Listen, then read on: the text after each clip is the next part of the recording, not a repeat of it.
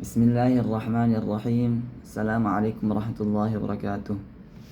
Innal hamdalillah nahmaduhu wa nasta'inuhu wa nastaghfiruh wa na'udzu billahi min syururi anfusina. Allahumma shalli ala Muhammad wa ala ali Muhammad. Pada kesempatan kali ini saya akan menjelaskan beberapa poin tentang akidah yang memfokuskan tentang akidah uluhiyah, rububiyah, dan yang terakhir asma was sifat. Yang pertama ialah tauhid rububiyah. Apa yang dimaksud dengan tauhid rububiyah? Rububiyah yang dimaksud di sini ialah menetapkan atau meyakini di dalam hati bahwa Allah Subhanahu wa taala ialah satu-satunya pencipta di alam semesta ini dan tidak ada pencipta selainnya, sebagaimana yang disebutkan dalam Al-Quran, ala lahul khalq wal amr tabarakallahu rabbul alamin, yang artinya ingatlah, ala lahul khalq wal amr, yang menciptakan dan mempunyai urusan di segala aspek kehidupan kita ialah Allah Subhanahu wa taala. Khalq wal amr, menciptakan dan memerintah hanyalah hak Allah. Tabarakallahu rabbul alamin, maha suci Allah, Tuhan seluruh alam. Inilah yang dimaksud dengan tauhid rububiyah. Ayat ini menunjukkan bahwa Allah lah yang menciptakan dan mengatur seluruh makhluknya tanpa ada pengatur selainnya. Contohnya, kita meyakini bahwa rezeki kita dari Allah, kita hidup ini karena Allah, dan kita akan mati dan kembali kepadanya. Itu semua telah ditetapkan oleh Allah Subhanahu wa taala. Dan segala kejadian di alam ini berada dalam kekuasaan Allah Subhanahu wa taala. Poin yang kedua ialah tauhid uluhiyah.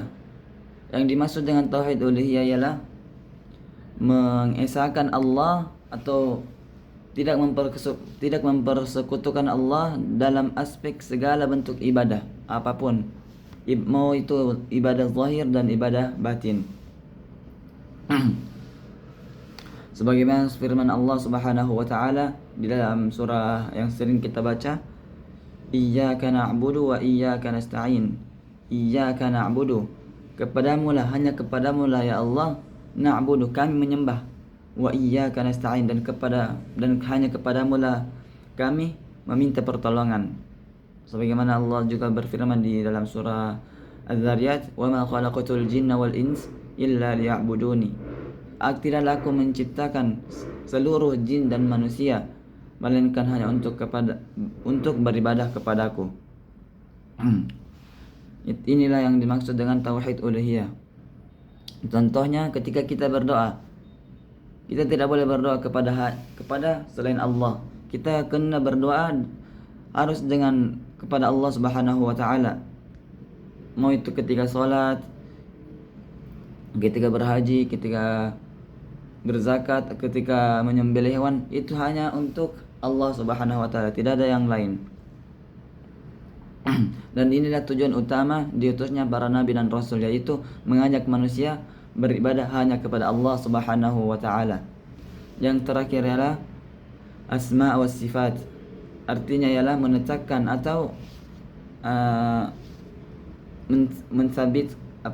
menetapkan nama-nama Allah dan sifat-sifatnya tanpa mengurangi maknanya, tanpa mengubah maknanya, tanpa menyerupakan Allah dengan selain Allah, dengan makhluk-makhluknya, meskipun itu ada pada makhluk. Misalnya penyayang, makhluk juga penyayang, tapi Ar-Rahman Ar-Rahimnya Allah itu lebih penyayang lagi, tidak ada yang menandinginya. Sebagaimana Allah Subhanahu wa taala berfirman, laisa kamitslihi syai', tidak ada yang menyerupai Allah, tidak ada yang menyerupainya. Allah juga berfirman, walillahil asmaul husna fad'uuhu biha, dan Allah yang memiliki nama-nama yang terbaik, yaitu al-asma al-husna, maka fad'uuhu biha, maka berdoalah atau bermohonlah kepadanya dengan menyebut nama-nama itu.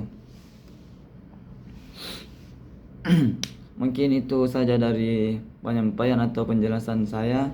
Mau kurang dan lebihnya mohon dimaafkan.